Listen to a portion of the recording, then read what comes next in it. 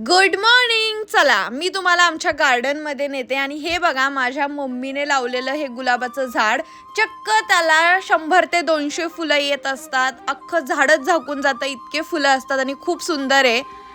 गावाकडे आता भयानक ऊन वाढत चाललंय, म्हणजे सकाळच्या 10ला सुद्धा नकोसं होतं, इतकं ऊन दिवसभर आहे. मी तर म्हंटल चला आता झाडाखाली जाऊयात. बघते तर काय माझी मम्मी नारळ काढत होती आणि बांबूने नारळ काढणं खूप अवघड आहे. मला तर बिलकुल जमत नाही इथले नारळ काढायला.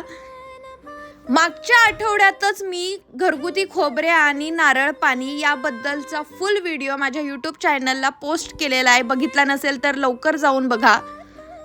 माझ्या मम्मीने आज जवळपास 30 नारळ काढले आणि वाळलेले नारळ सुद्धा आमच्याकडे भरपूर होते, सो आम्ही तेही काढले. मी मात्र मशीन घेऊन आले आणि सगळे नारळ सोलून दिले.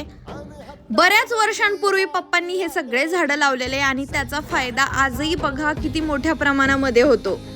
घरी जाता जाता मला हे कोबीचे रोप दिसले बघा. जर तुम्ही माझे व्लॉग्स रेग्युलर बघत असाल तर तुम्हाला आठवेल की मी त्याच्या मागच्या आठवड्यामध्येच नर्सरीतून रोप आणलेले.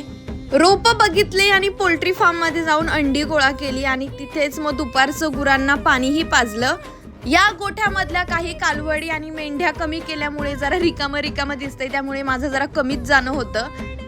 उन्हाळ्यामध्ये आता लिंबाचा रेट तर 100 रुपये किलो आहे. इतकं डिमांड आहे लिंबांना.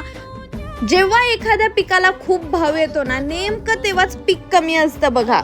लिंब घेऊन घरी गेले, बघते तर काय आमच्याकडे हिरडगावहून काही खतं आले होते ऊसासाठी. ऊसाचं काम तसं 12ही महिने चालू असतं. खत पाणी वेळेवरती होणं खूप गरजेचं आहे. व्हिडिओज मध्ये शेतामधील सगळं काही खूप भारी वाटतं, पण एक रियालिटी सांगते की शेतीसाठी खूप मोठ्या प्रमाणामध्ये भांडवल लागतं आणि इतकं मोठं भांडवल गुंतवून सुद्धा त्यातून आपल्याला नफा मिळेल की नाही याची गॅरंटी मात्र नाही.